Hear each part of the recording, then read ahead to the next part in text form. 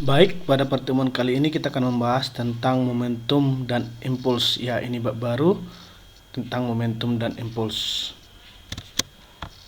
Baik, yang pertama kita bahas tentang momentum. Ya, momentum. Apa itu momentum? Ya, kita harus tahu dulu apa itu momentum. Momentum merupakan salah satu sifat yang pasti dimiliki oleh benda bergerak. Jadi momentum itu dimiliki oleh benda bergerak. Kalau dia tidak bergerak, tidak memiliki momentum. Itu dulu ya. Jadi momentum dapat digunakan sebagai ukuran untuk menggerakkan atau menghentikan suatu benda, yaitu melalui besarnya gaya yang dibutuhkan. Jadi dalam artian begini, ya, momentum itu bisa kita katakan sebagai ukuran untuk menggerakkan atau menghentikan suatu benda.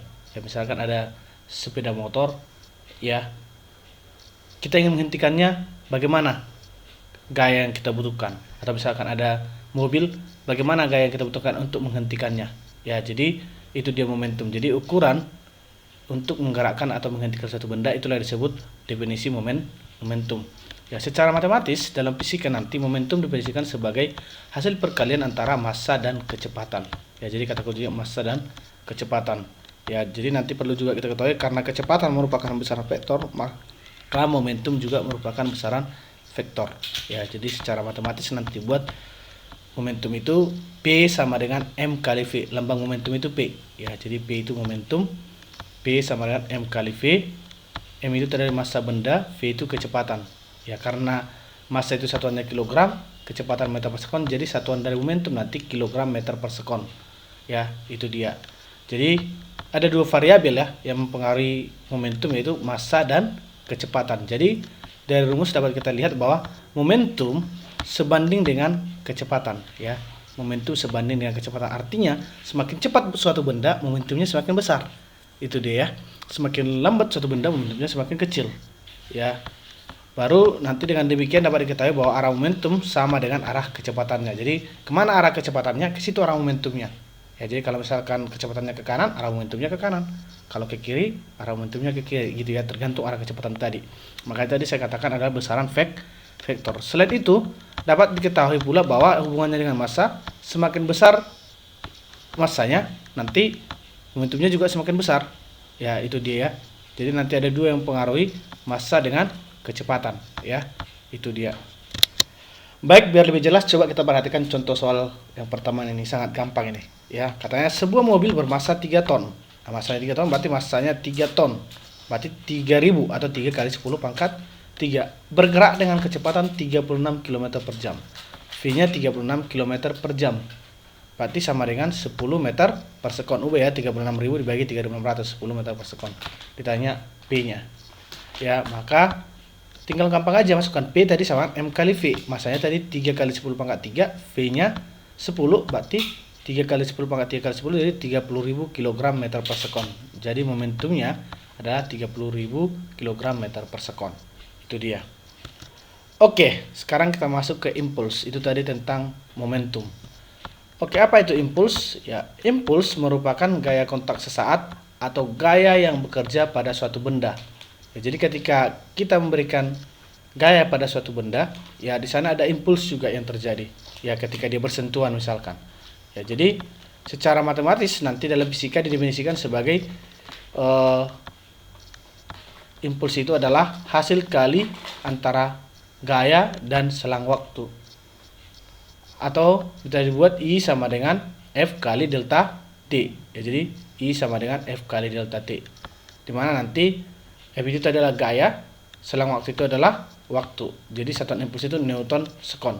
Ya, itu dia. Oke, itu dia untuk ini nanti. Oke, selain menggunakan persamaan di atas ya, selain menggunakan persamaan impuls tadi I sama dengan F kali delta T, selain menggunakan itu, nanti besarnya impuls juga dapat dihitung dari luas daerah grafik. Ya, jadi kalau ada grafik F kali delta T, nanti luasnya itu adalah impulsnya kalau ada di dalam bentuk grafik nantinya. Ya, jadi luas daerah grafik antara F dengan delta T. Nanti di contoh soal akan lebih jelas kita lihat ya. Oke, berikutnya yang ketiga, hubungan momentum dengan impuls ya, hubungan momentum dengan impuls. Impuls yang diberikan pada suatu benda akan mengakibatkan terjadinya perubahan momentum pada benda tersebut. Ya, jadi nanti impuls itu sama juga dengan perubahan momentum itu ya dalam bahasanya. Jadi impuls yang diberikan kepada suatu benda akan mengakibatkan perubahan momentum. Ya, untuk melihatnya bagaimana hubungannya, kita bisa lihat di sini membuktikannya. Tadi kan I itu sama dengan F kali delta T, ya kan? Dimana F itu sesuai dengan hukum Newton M kali A, ya kan? Berarti I sama dengan M kali A kali delta T. Oke. A itu sama dengan apa? Delta V per delta T, ya kan? Atau bisa kita buat V2 kurang V1 per delta T. Jadi I sama dengan M kali V2 kurang V1 per delta T kali delta T. Delta T-nya habis, coret ini kan? Jadi tinggal I sama dengan M kali V2 kurang V1. V2 kurang V1 itu kan sama dengan delta V kan? Berarti bisa kita buat, atau kalau kita buat ini M kali V2 itu sama dengan P2. M kali P1 sama dengan P1. Berarti I itu sama dengan delta P. P2 kurang P1. Itu kira-kira ya. Jadi nanti bisa kita buat juga rumus yang ketiga, impuls sama dengan delta P. Ya, atau kalau kita buat hubungkan nanti F kali delta T sama dengan M kali V2 kurang V1 sama dengan, atau kita buat F sama dengan M kali V2 kurang V1 per delta T. Ya, jadi ini dia. Tapi yang perlu kamu ingat cukup 3 persamaan. Yang pertama I sama dengan delta P, baru tadi I sama dengan F kali delta T, baru yang tadi itu P sama dengan M kali V. Kalau ini yang ini kan tinggal penurunan saja ya, yang ini. Ya, jadi kalau kamu tahu dua konsep tadi, apa itu impuls, apa itu momentum, sudah bisa. Baru yang ketiga, impuls itu sama dengan perubahan momentum. Itu ya. Oke. Jadi dari persamaan ini bisa kita lihat bahwa semakin singkat selang waktunya, ya, semakin besar gaya kontak yang bekerja pada suatu benda. Ya, jadi semakin singkat waktu bersentuhannya, berarti semakin besar gaya kontak yang bekerja. Ya, itu dia. Oke, biar lebih jelas coba kita lihat contoh soal berikut. Ya. Bola kasti bermassa 150 gram, berarti M-nya 150 gram atau 0,15 kg. Bergerak dengan kecepatan 10 meter per sekon ke dinding dengan arah tegak lurus, ya. V-nya 10 meter per sekon ke kanan dia. Ya, bola kasti menunggu ini selama 0,05 sekon, berarti delta T-nya sama dengan 0,05 sekon. Ya, atau 5 kali 10 minus 2 sekon. Tanya, berapakah besar gaya kontak antara bola dengan dinding F-nya? Ya, itu dia. Oke, untuk menyelesaikan ini, ya bisa kita lihat gambarnya seperti ini. Ya, bisa kamu lihat dulu gambarnya. Mula-mula benda bolanya tadi datang ke sana di V2. Ya, oke. Berarti kalau kita buat untuk menyelesaikannya, kita menggunakan rumus F sama dengan M kali V2 kurang V1. Ya. Mana M-nya tadi 0,15, ya. V2-nya min 8. Kenapa min? Karena berlawanan dengan arah sebelumnya. Jadi arah sebelumnya positif, arah terakhirnya kan negatif ke kiri nih. Nah, misalkan tadi datang ini ke sana, ke kiri, berarti dia min 8 kurang 10. Berarti 0,15 kali min 18 kali 10 pangkat 2 per 5. Ya, kalau kita kalikan ini berarti jadi minus 54 Newton. Apa artinya minus ini? Tanda negatif menunjukkan bahwa arah gaya berlawanan dengan arah gerak bola. Artinya arahnya kemana? Ke kiri kalau lembaran ini ya. Nah, jadi besar gaya kontak antara bola dengan dinding adalah 54 Newton. Arahnya berlawanan. Itu dia ya. Jadi cukup gampang mengerjakannya. Baik, berikutnya contoh soal yang ketiga. Ya, ini bentuk grafik ya. Seperti yang sampaikan tadi bahwa jika ada grafik F dengan delta T, kita bisa menentukan nanti bagaimana kecepatannya, bagaimana impulsnya ya. Jadi di sini katakan sebuah benda bermassa 250 gram, berarti massanya 250 gram atau 1/4 kilo.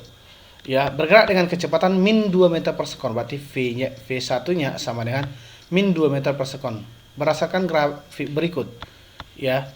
Besar kecepatan benda selama 1 sekon, berarti V2-nya yang ditanya ketika 1 sekon. Ketika 1 sekon ini lihat nih, kata kunci yang merah ini. Garis yang merah ini berarti ini tadi 2 ya. Ya, jadi ketika delta T-nya sama dengan 1 sekon, F-nya sama dengan 2. Itu. Oke, untuk menyelesaikannya, kita ingat tadi konsep bahwa impuls yang terjadi dapat dihitung berdasarkan luas daerah di bawah grafik. Ya, kalau kita lihat inilah tadi nih grafiknya. Ya, tidak sampai ke 2 ini ya. Jadi ini siku-siku ya. Ya, segitiga siku-siku, sorry. Ya, segitiga siku-siku. Berarti nanti impuls, ingat dulu persamaannya tadi, impuls sama dengan delta P. Ya, itu ya. Impuls itu tadi kita katakan sama dengan luas grafik. Luas grafik apa ini? Luas segitiga. Jadi luas grafik segitiga sama dengan perubahan impuls tadi kan sama juga apa rumusnya? M kali V2 kurang V1. Berarti luas grafik sama dengan M kali V2 kurang V1. Bisa kita buat apa? Luas segitiga apa? Setengah alas kali tinggi. Alasnya tadi berapa? 1, tingginya 2. Berarti setengah kali 1 kali 2 sama dengan massanya tadi seperempat ya, kali V2. V2 yang tadi kurang, karena berlawanan tadi ya, kurang 2. Berarti kan jadi tambah di sini ya. Ini jadi tinggal 1 sama dengan seperempat kali V2 tambah 2. Ya kali silang sana jadi 4 di sini, 4 sama dengan V2 tambah 2, berarti V2 sama dengan 2 meter per sekon. Jadi kecepatan benda selama 1 sekon adalah 2 meter per sekon. Seperti itu ya. Oke. Baik, berikutnya contoh soal yang keempat. Ya, ini tentang menegaskan bahwa momentum itu adalah besaran vektor ya. Dua benda masing-masing massanya 7 kg, M2-nya 12 kg, berarti M1 7 kg, M2 12 kg, terletak pada bidang datar licin. Jika kedua benda mendapat impuls sehingga masing-masing benda bergerak dengan kecepatan V1 1 meter per sekon, berarti V1-nya 1 meter per sekon, V2-nya 2 meter per sekon. Ya. Maka besar impuls gaya yang bekerja pada sistem tersebut adalah tanya impuls ya. Oke, kalau kita lihat ini bisa kita buat nanti, misalkan nanti impuls pertama itu tadi ke sebelah kiri ya. Impuls itu ke atas. Kenapa seperti itu? Kan tadi dikatakan ini saling tegak lurus. Ya, karena saling tegak lurus. Berarti kan ini tegak lurus ya. Nih. Ya, berarti kalau kita buat impuls pertama ke kiri, impuls kedua ke atas, berarti kita cari langsung ya. Impulsnya berarti kan sesuai vektor ke arah sini. Jadi ke sini dia nanti. Yang garis merah ini. Berarti nanti kalau kita buat, ingat pelajaran vektor bahwa impuls berarti kan ada dua di sini, di sumbu X dengan di sumbu Y. Berarti I1 kuadrat tambah I2 kuadrat. Kenapa? Karena sudutnya 90. Kalau seandainya sudutnya tidak 90, ingat aja rumus vektor ya, yang pakai 2F1 F2 cos alpha yang itu. Ya, ini karena cos 90 berarti tinggal ini aja. IT sama dengan impuls pertama kuadrat tambah impuls kedua kuadrat. Impuls pertama itu apa? M1 kali V1 kuadrat tambah M2 kali V2 kuadrat. M1-nya tadi 7, V1-nya 1 tambah M2-nya tadi 12 kali 2, berarti jadi 7 kuadrat tambah 12 kali 2 24 kuadrat, berarti akar nanti akar dari 625 ya. Berarti jadi 25 kg meter per sekon. Jadi besarnya impuls yang bekerja pada sistem tersebut adalah 25 kg meter per sekon. Itu dia ya untuk contoh soal ini. Baik, kita lanjut ke hukum kekekalan momentum. Oke, apa yang dimaksud dengan hukum kekekalan momentum? Ini untuk hukum kekekalan momentum ini menjelaskan bahwa jika dua benda bertumbukan artinya saling nabrak ya, maka besar penurunan momentum pada salah satu benda akan bernilai sama dengan besar peningkatan momentum pada benda lain. Artinya perubahan momentum di sebelum dengan sesudah itu sama. Itu kira-kira artinya ya. Ini berarti total momentum sistem benda sebelum tumbukan selalu sama dengan total momentum sistem benda setelah tumbukan. Itulah hukum kekekalan momentum. Jadi momentum sebelum sama dengan momentum sesudah. Kira-kira seperti itu bahasa sederhananya untuk hukum kekekalan momentum. Misalkan ada dua benda, berarti kalau ada dua benda ya, misalkan nanti P1 tambah P2 sama dengan P1 aksen tambah P2 aksen. Jadi persamaannya nanti delta P sebelum sama dengan delta P sesudah. Ya, bukan delta, sigma P sebelum sama dengan sigma P sesudah. Ya, jumlah momentum sebelum sama dengan jumlah momentum sesudah. Ya, berarti kalau ada dua, M1 P1 tambah M2 V2 sama dengan M1 V1 aksen tambah M2 V2 aksen. Ya, nanti tentu kecepatan ini tergantung arahnya ya. Kalau dia ke kanan positif, kalau dia ke kiri negatif, seperti itu nanti dia. Oke, ya saya rasa untuk definisinya sudah cukup jelas ya. M itu massa, sigma P itu ada jumlah momentum ya. Kalau ada aksen itu kecepatan benda setelah tumbukan ya. Jadi contoh P1 aksen itu adalah kecepatan benda 1 setelah tumbukan. Itu dia ya. Oke, kita lanjut. Biar lebih jelas coba kita lihat contoh soal ini. Sebuah balok kayu bermassa 3 kg yang diam di atas lantai ditembak sebutir peluru bermassa 60 gram. Berarti ada massa pelurunya tadi ya 60 gram ya. Tadi dengan kecepatan 120 meter per sekon, berarti kecepatan pelurunya 120 meter per sekon. Massa benda tadi ya yang diam tadi berapa? 3 kg. Karena benda diam berarti volume benda 0. Tadi kan berarti jelas ya, massa peluru tadi 0,06 kg, V peluru 120 meter per sekon. Ditanya berapa ya kecepatan balok tersebut setelah tembakan. Ya, itu dia. Jadi tanya berapa V aksen benda. Jadi kan ibaratnya ketika kita menembak benda masuk pelurunya dalam, ya ini tadi menembus ya, jika peluru menembus balok dan kecepatannya berubah menjadi, jadi V peluru tadi setelah menembus dia 80 meter per sekon, berarti ini V peluru aksen 80 meter per sekon. Berarti yang tanya V benda aksen, berapa kecepatan benda setelah tumbukan ya. Oke, kalau kita lihat seperti ini cukup gampang aja tadi berdasarkan hukum kekalahan momentum. Berarti apa? Massa peluru dikali V peluru tambah massa balok kali volume balok sama dengan massa peluru dikali V aksen peluru tambah massa balok kali V aksen balok. Massa peluru tadi berapa? 0,06. V peluru tadi 120. Massa balok tadi awalnya dia diam, berarti ini jadi 0 ya, 3 kali 0. Massa peluru tadi tetap ya 0,06. Tapi setelah tumbukan, setelah menabrak balok tadi dia jadi 80 tambah 3 kali VB aksen. Jadi kalau kita kalikan ini nanti jadi 7,2 sama dengan, nanti kita kalikan 4,8 sama dengan 3 V aksen B ya balok ya. Berarti kalau kita buat jadi V aksen ya sama dengan 2,4 per 3 ya. Kenapa ini 2,4? Berarti kan ini kan 7,2 kurang 4,8 ya. 2,4 per 3 berarti 24 bagi 3 ya 8 kan, atau karena ini 2,4 0,8. Jadi kecepatan balok tersebut setelah tembakan adalah 0,6 meter per sekon. Jadi 0,6 meter per sekon lah kecepatan balok tadi. Jadi bergerak dia dari sebelumnya diam. Kenapa? Karena ada peluru tadi. Ya. Baik, contoh soal berikutnya. Contoh soal yang ke-6 ya. Sebuah granat yang diam tiba-tiba meledak dan pecah menjadi dua bagian dengan arah berlawanan. Rasio antara pecahnya adalah M1 banding M2 sama dengan 3 banding 1. Ya, jadi jika pada saat ledakan energi yang dibebaskan sebesar 4 kali 10 pangkat 6 Joule, maka perbandingan energi kinetik pecahan granat pertama dan kedua setelah ledakan adalah. Oke, awalnya kan ini diam ya. Ya, dua-duanya granatnya tadi ya. Berarti V1 sama dengan V2 sama dengan 0. Di sini katanya kan perbandingannya M1 banding M2 sama dengan 3 banding 1. Berarti boleh kita buat M1 sama dengan 3 M2, kira-kira gitu ya. Nah, tuh. M1 sama dengan 3 M2. Oke. E-nya tadi 4 kali 10 pangkat 6 Joule. Jadi yang tanya EK1 banding EK2. Oke, untuk menyelesaikannya kita masukkan ke hukum kekalahan momentum tadi. M1 V1 tambah M2 kali V2 sama dengan M1 kali V1 aksen tambah M2 kali V2 aksen. Karena awalnya dia diam, berarti 0 ya.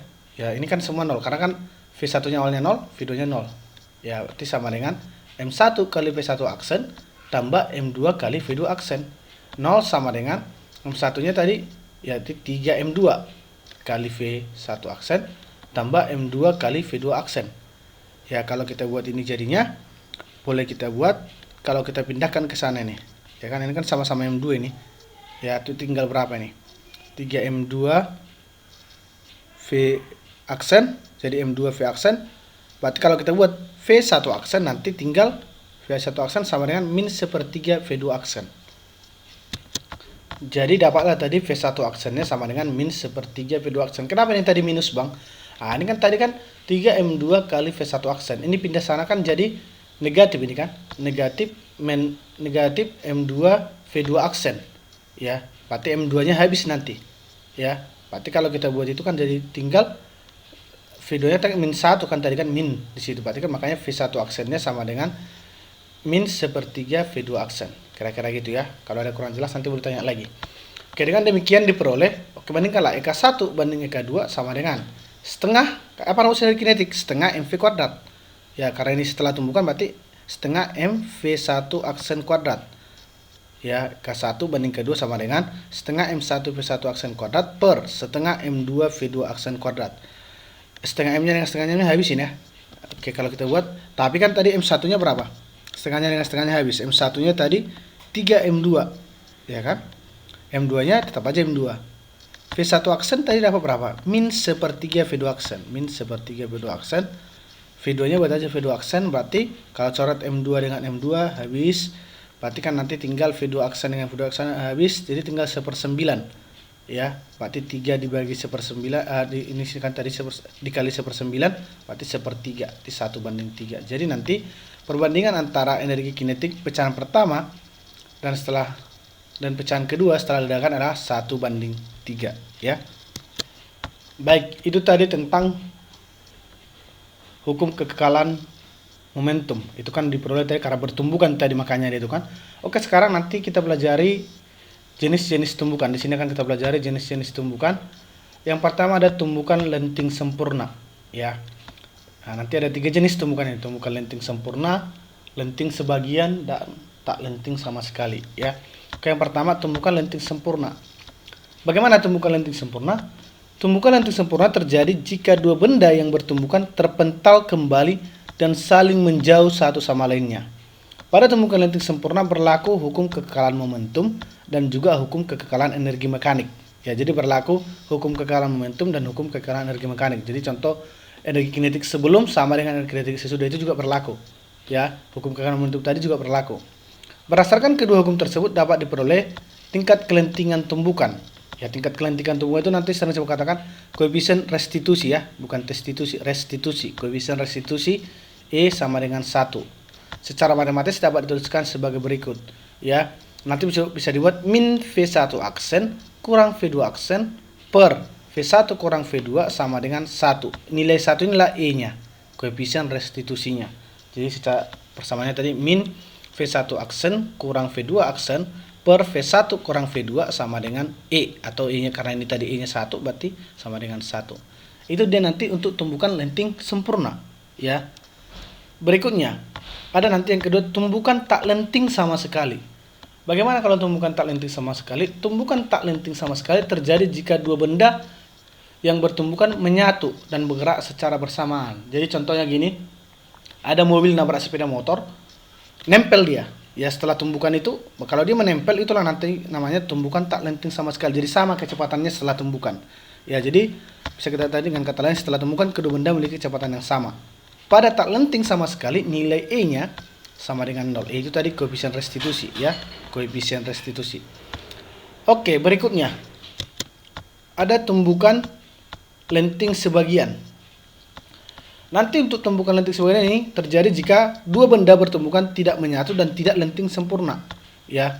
Jadi kalau dia tidak menyatu dan tidak lenting sempurna, tumbukan semacam ini dinamakan tumbukan lenting sebagian.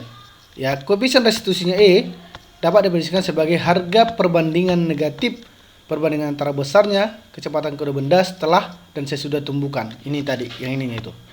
Ya, bedanya E-nya kalau dia lenting sebagian, E-nya itu di antara 0 dengan 1. Kalau tadi lenting sempurna E-nya 1, lenting sebagian E-nya di antara 0 dan 1. Kalau tak lenting sama sekali E-nya 0, itu aja bedanya, ya. Oke, itu konsepnya. Nanti pada tumbukan lenting sebagian ini juga berlaku hukum kekekalan momentum, tapi tidak berlaku hukum kekekalan energi, ya, untuk lenting sebagian ini. Makanya E-nya tidak sama dengan 1. Jadi sebagian energinya berubah ke dalam bentuk yang lain, kira-kira seperti itu, ya. Oke. Baik, biar lebih jelas coba perhatikan contoh soal berikut, ya. Contoh soal yang ke-7 ini, ya. Dua buah benda bergerak saling berlawanan arah. Ya, benda A bermassa 4 kg. Ya, jadi M1-nya benda A 4 kg bergerak ke kanan. Ya, V1-nya bergerak dengan kanan dengan kecepatan 1 meter per sekon. Berarti V1 1 meter per sekon. Ke arah kanan saya buat positif. Dan benda M2, sedangkan benda B bermassa 5 kg bergerak ke kiri. Berarti M2-nya kita buat, ya, massanya 5 kg tadi ini.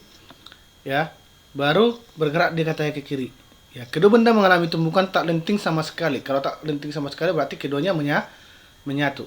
Jika setelah tumbukan kecepatan benda A menjadi 4 meter per sekon ke kiri, ya, berarti V aksennya V1 aksen sama min 4 meter per sekon, berarti sama lah nanti, ya. Yang tanya V2-nya berapa? Ya, V2 awal, ya, kecepatan V2-nya. Nah, jadi setelah tumbukan mereka ini jadi min 4 meter per sekon ke kiri. Oke, tinggal masukkan saja untuk menyelesaikan ini. Kita buat.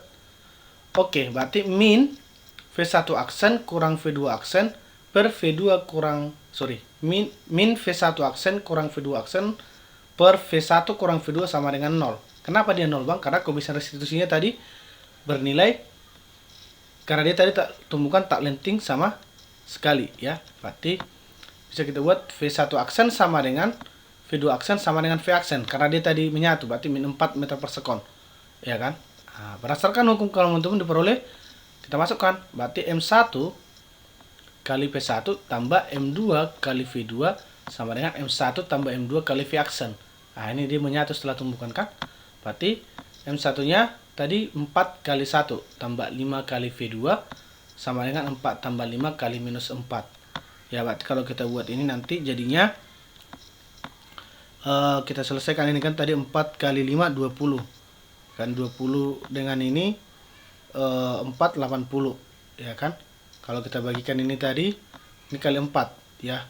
Berarti kan tinggal V2 ini kan ya. Berarti kan jadi bagikan berarti V2 aksen sama dengan min 40 per 5. Berarti sama dengan min 8 meter per sekon. Ya, jadi kecepatannya adalah min 8 meter per sekon. Min itu menyatakan apa? Dia tadi awalnya ke kiri ya.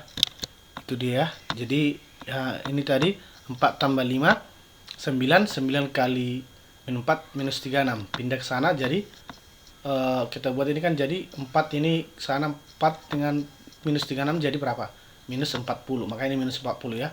Ya, jadi minus 40 per 5. V2 aksen sama minus 40 per 5 jadi 8 meter per sekon. Ya, itu dia. Kalau ada kurang jelas nanti boleh ditanyakan ya. Oke, berikutnya contoh soal yang ke-8. Benda satu bermassa 2 kg ini. Ya, berarti M1-nya 2 kg. Bergerak dengan kecepatan 5 meter per sekon. Berarti V1-nya 5 meter per sekon. Sedangkan benda 2 bermassa 3 kg. Berarti M2-nya 3 kg.